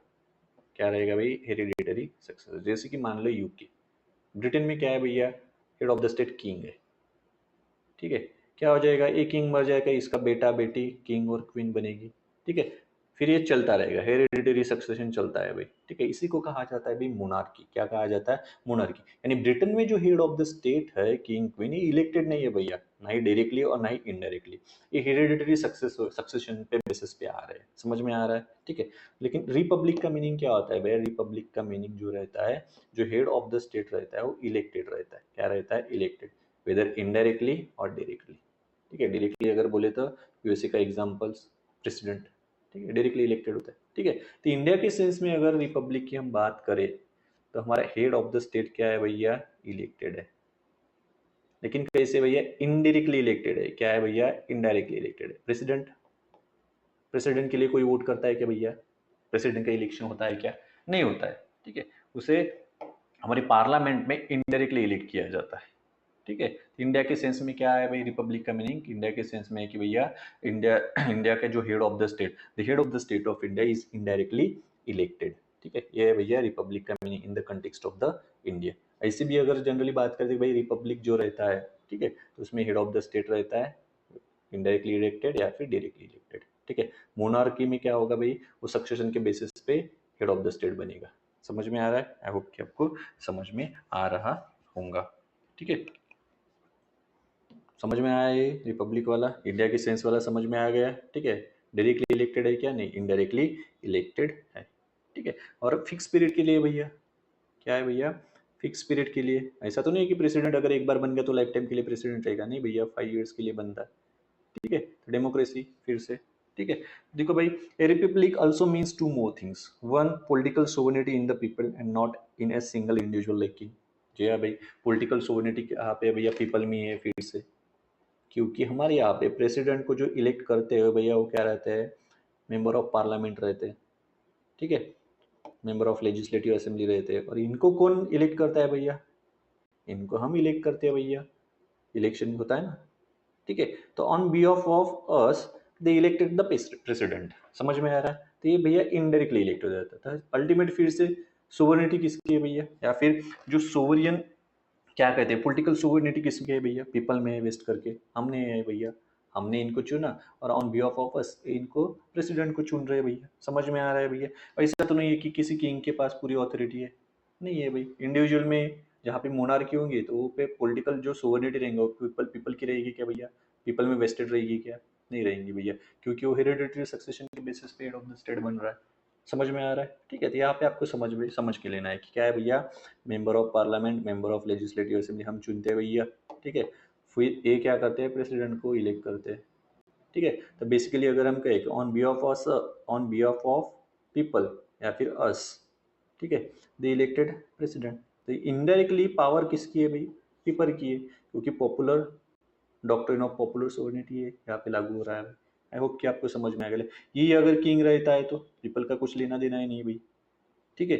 समझ में आ रहा है? ओके। उसके बाद देखो भाई, सेकंड वाला बोला है कि absence of any privilege class and hence all the public offices being open to every citizen without any discrimination. और किसी प्रिविलेज क्लास का क्या है भाई? यहाँ पे आपको एब्सेंस मिलेगा रिपब्लिक में। ठीक है। किंग रहा तो जो भी महल होगा ब्रिटेन में, ठीक है, वहाँ पे कोई भी जा सकता है क्या? नहीं जा सकता। लेकिन आप अगर आम नागरिक भी हो तो भी प्रेसिडेंट को अप्रोच कर सकते हो। समझ में आ रहा है? तो यहाँ पे किसी भी क्लास को पर्टिकुलर प्रिविलेजेस नहीं दिया गया है। ठीक है। जो भी पॉलिटिकल ऑफिसेस है वो सभी के लिए, कॉमन सिटीजन्स के लिए भी क्या है भाई? खुले है, open to every citizens without any discrimination. वहाँ पे कोई डिस्क्रिमिनेशन नहीं चलेगा। अगर आप प्रेसिडेंट से बात करना चाहते हो, ऐसे नहीं कि बात की सर खाना खा लिया, ऐसे नहीं, अगर कुछ है, ठीक है, जेन्यून जो रहता है तो आप उनको भी अप्रोच कर सकते हो। ठीक है। उसकी भी प्रोसीजर रहती है, उसके तहत आप जैसे पैडोनिंग पावर है भाई, क्या है? पैडोनिंग पावर किसकी है? प्रेसिडेंट की है। ठीक है। तो आप माफी करने के लिए उनको बोल सकते हो कि भैया हमसे गलती हो गई। ठीक है। जब अगर किसी क्राइम करते हैं और बहुत साल आपने सजा अगर भुगत ली तो आप बोल सकते हैं कि नहीं, मेरी क्राइम की सजा मुझे लगता है कि बहुत हो गई, मैं आपसे माफी नामा चाहता हूँ। ठीक है। इस तरह से। ठीक है। ये जो है ना, ये और आपको अच्छे तरीके से समझ में आ जाएगा, बस आपको कोरिलेट करके पढ़ना पड़ेगा, इसलिए वो कनेक्टिंग द डॉट वाली स्ट्रैटेजी मैंने बताई थी। वो जब आप बहुत अच्छे तरीके से प्रूव हो जाओगे ना, थोड़ा बहुत पढ़ने के बाद बहुत सारे प्रूविजंस ध्यान में आ जाएगा, तब कनेक्टिंग द डॉट स्ट्रेटेजी आप यूज कर सकते हो। यहाँ से वहाँ, यहाँ से वहाँ क्या कर सकते हो, अच्छे तरीके से रिलेट कर सकते हो। ठीक है। आई होप कि आपको रिपब्लिक समझ में आया होगा। उसके बाद देखो भाई जस्टिस, जस्टिस देख लेते हैं, हालांकि ठीक है 5-6 मिनट में हो जाएगा जस्टिस, ठीक है। देखो भाई जस्टिस, जस्टिस यानी न्याय, ठीक है। तो जस्टिस क्या रहेगा, जैसे कि प्रीएम्बल में ही बताया गया, सोशल, इकोनॉमिक और पॉलिटिकल। खाली आपको ध्यान में रखना है सोशल जस्टिस यानी क्या होता है, economical justice and political justice यानी क्या होता है, ठीक है। अब देखो भाई सोशल जस्टिस ऑलरेडी कहाँ पे दिया हुआ है भाई, फंडामेंटल राइट्स, ठीक है। और इकोनॉमिक और पॉलिटिकल जस्टिस भी आपको दिखने वाला है डीपीएसपी, यानी ये जो है social, economic and political justice आपको फंडामेंटल राइट्स एंड डीपीएसपी में देखने को मिलेगा। समझ में आ रहा है, ठीक है। जैसे कि social justice article 14 to 18 equality before law and equal protection of law, समझ में आ रहा है भाई। इकोनॉमिक जस्टिस भाई article 13 equal pay for equal work, ठीक है। और पॉलिटिकल जस्टिस भाई कहाँ पे रहेगा, आर्टिकल 325 एंड आर्टिकल 326, देखते हैं भैया आगे चल के, ठीक है। सीधी, क्योंकि आपको पता नहीं है ना आर्टिकल 325 क्या है भैया, और 326 कभी कभी मुझे लगता है भाई ये भी मुझे बड़बड़े ऐसे बड़बड़ कर रहा हूँ, क्योंकि भाई ये ऑनलाइन में इंटरेक्शन ही नहीं होता, तो कभी कभी ऐसा आदमी सोच में पड़ जाता है पढ़ाते पढ़ाते। एनीवे देखते हैं, ठीक है। तो जस्टिस देखो भाई, जस्टिस क्या है, सोशल, इकोनॉमिक और पॉलिटिकल रहेगा। ये सिक्योर किया गया है fundamental rights and directive principle के जरिए। ये बात आपको यहाँ पे ध्यान में रखनी है, ठीक है। क्वेश्चन यहाँ पे बन सकता है और ट्रिकी क्वेश्चन आ सकता है, यानी 3-4 मान लो कि कंसिडर द फॉलोइंग, और ऐसे आपको ऑप्शन दिए गए, मान लो कि आपको ये अच्छे से डिकोड ही नहीं हुआ है तो आपको यहाँ पे आप गलत कर दोगे, ठीक है। तो जस्टिस सिक्योर किया गया है भाई through various provisions from the through various provisions of the fundamental rights and the directive principle of state policy. Okay चलो भाई आगे बढ़ते हैं। देखो भाई सोशल जस्टिस यानी क्या होता है फिर, सोशल जस्टिस, सोशल जस्टिस यानी भाई इक्वल ट्रीटमेंट मिलनी चाहिए। क्या मिलनी चाहिए भैया, इक्वल ट्रीटमेंट, ठीक है, बिना किसी सोशल डिस्क्रिमिनेशन के सबको equal treatment to all citizens without any social discrimination based on the race, caste, sex, religion and so on, ठीक है। तो बेसिकली इक्वल ट्रीटमेंट यानी क्या रहेगा भाई, सीधा है भाई, एब्सेंस ऑफ प्रिविलेज क्लास, यानी किसी पर्टिकुलर सेक्शन को प्रिविलेज नहीं दिया जाएगा, सभी को इक्वली ट्रीट किया जाएगा। देखो ये जो सोशल जस्टिस है ना, आर्टिकल 14 से लेके 18 पढ़ोगे ना तब आपको समझ में आ जाएगा, ठीक है। हम सोशल जस्टिस को रिलेट कर लेंगे भैया आर्टिकल जो फंडामेंटल राइट्स पढ़ेंगे तब और अच्छी तरीके से समझ में आएगा। यहाँ पे जितनी नेसेसरी होता तो मैं आपको यहाँ पे करवा ही दूंगा, ठीक है। तो क्या होता है भाई सोशल जस्टिस, सोशल जस्टिस वो नहीं आती होता भाई, होता है भाई इक्वल ट्रीटमेंट, ठीक है, without any social discrimination to all the citizens of India on the based on caste, colour, sex, religion and so on, ठीक है। यानी स्पेशल प्रिविलेजेस का क्या रहेगा भैया, किसी पर्टिकुलर सेक्शन को स्पेशल प्रिविलेजेस नहीं दिए जाएंगे, ठीक है, समझ में आ रहा है, ठीक है। इसके अलावा भैया इंप्रूवमेंट करनी चाहिए अदर बैकवर्ड क्लास में, ठीक है, schedule caste, schedule tribes, OBC में, ठीक है, वुमेन में भी, इनकी कंडीशन में भी क्या करनी है भाई, हमको इंप्रूवमेंट करनी चाहिए, ठीक है। तो social justice in the sense अगर शेड्यूल कास्ट के अगर सिलसिले में अगर अंटेक्स में अगर समझ के लिए तो हिस्टोरिकल पर्सपेक्टिव लगाओ यहाँ पे। क्यों डाला होगा सोशल जस्टिस, क्या हुआ था भाई, इनका बहुत ज़्यादा एक्सप्लॉयटेशन हुआ था, ठीक है। प्रिविलेजेस क्लासेस थे भैया, उनको ही परमिशन थी टेम्पल में जाने की, यानी क्या था भैया, डिस्क्रिमिनेशन हो रहा था on the base of caste, religion, समझ में आ रहा है भैया। तो ये सोशल जस्टिस में वही गायब कर दिया हमने कि नहीं भैया, क्या रहेगा सोशल जस्टिस है, यानी इक्वल ट्रीटमेंट मिलेगी भाई सबको, वो चाहे किसी कास्ट का हो, किसी भी कास्ट का हो, रिलीजन का हो, सेक्स का हो, समझ में आ रहा है, किसी भी कलर का हो, ठीक है। और किसी पर्टिकुलर सेक्शन को प्रिविलेजेस मिलेगा क्या, नहीं भैया, ये ऐसा है, ठीक है। जैसे सोशल जस्टिस का एग्जांपल मान लो, क्या आप लेते हो, ठीक है। जैसे कि मान लो कि हाँ ऐसे मान लेते हो अपन, सेक्स के बेस पे देखते हैं चलो, ठीक है। मान लो कि कुछ साल पहले वो इश्यू हो गया था कुछ तो भी कि भैया टेम्पल में एंट्री को लेके, अभी भी कई कई जगह है कि भैया जो बच्चियाँ रहती है उसको पबर्टी के लेवल पे आने के बाद या फिर जो भी चल रहा था उनका इश्यू ऑफ मेंस्ट्रुएशन, ठीक है, तो यानी पीरियड्स वाला जो इशू रहता है, ठीक है, तो क्या टेम्पल में उनको एंट्री नहीं मिलती है, ठीक है। तो भैया और बाकियों को मिल रही है, मेल हो या फिर उनके ऊपर के जिसकी जो है, तो यहाँ पे क्या हो गया भैया, on the basis of sex क्या हो रहा है, डिस्क्रिमिनेशन हो रहा है, ठीक है। तो यहाँ पे सोशल जस्टिस आ गया क्या भैया, नहीं आ गया भैया, या फिर सोशल इक्वलिटी आ गई कि नहीं आ गई, ठीक है, यानी equality of all citizens without any social discrimination. समझ में आ रहा है? आई थिंक ये एग्जाम्पल इनफ है। ठीक है, आगे बढ़ते हैं, जल्दी से कवर कर देते हैं, लेक्चर बहुत बड़ा हो रहा है। ठीक है, उसके बाद देखो भाई इकोनॉमिक जस्टिस। इकोनॉमिक जस्टिस यानी क्या हो जाएगा भाई? इकोनॉमिक जस्टिस यानी भैया equal pay for equal work. Equal pay for equal work. Best example है हमारा कॉर्पोरेट सेक्टर। अभी भी आप कॉर्पोरेट सेक्टर में अगर जाते हो तो क्या होता है भैया, सेम काम के लिए एक मेल को ज़्यादा चार्ज किया जाता है और फीमेल को कम। मान लो कि सेम प्रोजेक्ट है या फिर सेम पोजीशन होल्ड कर रहा है, तो मेल को मान लो कि 20 लाख का पैकेज दिया है और इनको दिया होगा भाई 15 लाख का। सेम पोजीशन होल्ड कर रहे हैं, सेम काम कर रहे हैं, ठीक है, वर्किंग आवर्स भी सेम है। तो क्या है भाई, इकोनॉमिक इक्वलिटी है क्या, या फिर इकोनॉमिक जस्टिस है क्या? नहीं। ठीक है, तो हाँ,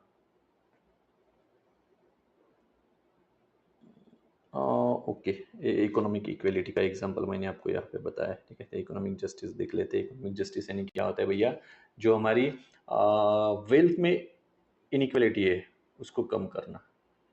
ठीक है, ये इकोनॉमिक इक्वलिटी का एग्जांपल है। और फ्लो में थोड़ा इधर उधर हो जाता है, ठीक है, थोड़ा मैनेज कर लिया करो यार। अभी 1 घंटे से मैं कंटिन्यू बात कर रहा हूँ, पढ़ा रहा हूँ, तो दिमाग मेरा भी हिल गया होगा। ठीक है, तो देखो भाई इकोनॉमिक जस्टिस क्या कहता है कि भैया नॉन डिस्क्रिमिनेशन रहेगा, ठीक है, between the people on the basis of economic factors.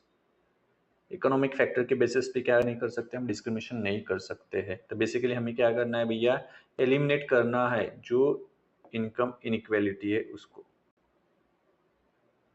क्या करना है, इनकम इनइक्वालिटी को हमको क्या करना है भैया, जो ग्लेरिंग इनकम इनइक्वालिटी दिख रही है भैया उनको क्या करना है, हमको एलिमिनेट करना है।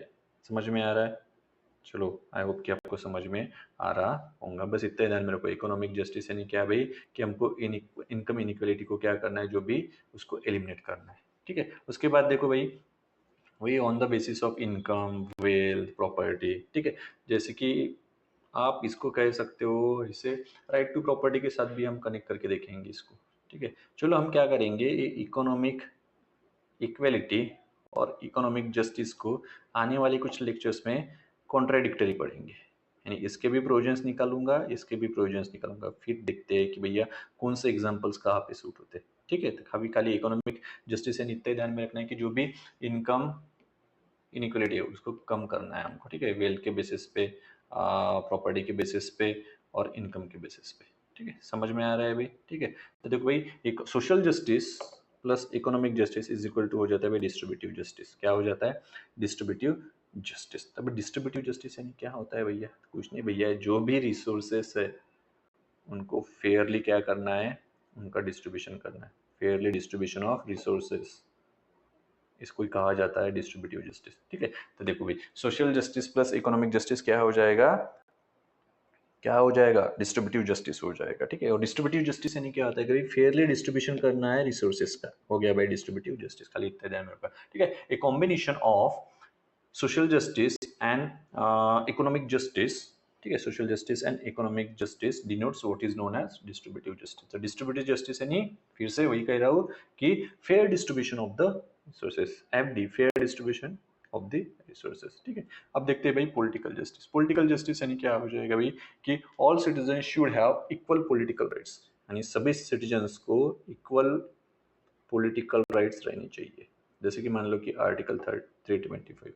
आर्टिकल 325 क्या कहता है भैया, कि भैया कोई भी अगर क्या बोलता है, किसी को भी on the basis of race, caste, sex, religion, ठीक है, इसके बेसिस पे, लैंग्वेज, ठीक है, इसके बेसिस पे क्या डिस्क्रिमिनेट नहीं किया जा सकता। किसके लिए, कि वो भाई इलेक्टोरेट के वोट, इलेक्टोरेट के लिस्ट में नहीं आ सकता। बेसिकली वोटिंग लिस्ट में आने के लिए कोई भी उसको डिस्क्रिमिनेट नहीं कर सकता on the basis of race, caste, sex, colour, language. ठीक है, समझ में आ रहा है? ठीक है, जैसे कि मान लो कि भैया क्या हो जाते हो, आप 18 के हो जाते हो। जैसे ही आप 18 के हो जाते हो तो आपकी वोटिंग आईडी बन जाती है ना, आपको मिलता है ना। ठीक है, अगर मान लो यहाँ पे अगर डिस्क्रिमिनेशन होता तो आपकी बन पाती क्या, मान लो कि सेक्स के बेस पे क्या है, डिस्क्रिमिनेशन है। ठीक है, तो आप वोटिंग लिस्ट में जा ही नहीं पाते। तो यही बोल रहा है आर्टिकल 325 कि भैया on the basis of race, caste, sex, colour, language, इसके बेस पे क्या नहीं होना चाहिए, डिस्क्रिमिनेशन नहीं होना चाहिए। ठीक है, जैसे आदमी क्या हो जाएगा भैया, 18 साल का हो जाएगा, वो उसको वोटिंग लिस्ट में आने के लिए वो एलिजिबल हो जाएगा। हालांकि उसको क्या अप्लाई करना पड़ता है वोटिंग लिस्ट के लिए वगैरह। ठीक है, वोटिंग आईडी के लिए, ठीक है, रजिस्ट्रेशन करना पड़ता है, ठीक है। तो वोटिंग लिस्ट के लिए एलिजिबल हो जाएगा। और आर्टिकल 326 क्या कहता है भैया? आर्टिकल 326 यूनिवर्सल एडल्ट फ्रेंचाइजी बोलता है भैया जो भी 18 साल के ऊपर हो गया भाई वो क्या वोटिंग के लिए एलिजिबल हो गया, यानी आप वोट कर सकते हो। अगर कोई 17 साल का है तो वोट कर सकता है क्या? नहीं, लेकिन 18 का जैसे ही हो जाता है, ठीक है, तो क्या कर सकता है भाई? वोट कर सकता है। यही कहता है पॉलिटिकल जस्टिस, ठीक है। इसके साथ भाई क्या, should have equal political rights, ये हो गए भाई पॉलिटिकल राइट्स इक्वल। उसके बाद देखो भाई equal access to all political offices and equal voice in the government. जी हाँ भैया, इक्वल वॉइस, जो भी पॉलिटिकल ऑफिसेस है, ठीक है, सभी सिटीजन्स को वहाँ पे इक्वल एक्सेस मिलना चाहिए। और भैया क्या है, equal voice in the government में, और सभी को इक्वल वॉइस गवर्नमेंट में मिलनी चाहिए, इसलिए वो रिजर्वेशन वगैरह वाला इशू आता है। रिजर्वेशन कौन से भैया? वो सीट रिजर्वेशन रहती है ना पार्लियामेंट में वगैरह, जैसे पंचायत में वुमन की 1/3 या कुछ तो भी 33% रिजर्वेशन है ना, कुछ तो भी ऐसा वाला, तो आ जाएगा भाई पॉलिटिकल जस्टिस में आता है। ये कहाँ पे आता है? पॉलिटिकल जस्टिस में आ जाता है, ठीक है। समझ में आ रहा है? आई होप कि आपको ये तीनों समझ में आ गए होंगे, ठीक है। यहाँ पे सोशल जस्टिस में क्या हो जाएगा भैया?